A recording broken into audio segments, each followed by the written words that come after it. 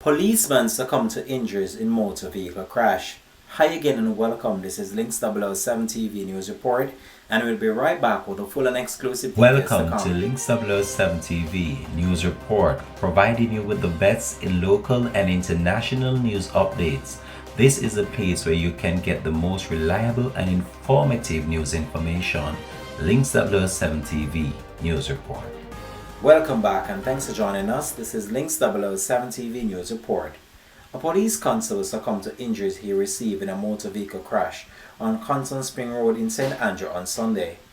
The deceased man has been identified as 23-year-old Delroy Hines, who was assigned to the Traffic Safety and Traffic Enforcement Branch. Reports from the Halfway Tree Police are that sometime after 2 a.m., Constable Hines was a passenger in a Toyota Belter motor car being driven by another police constable. The driver allegedly lost control of the vehicle and collided in a utility pole.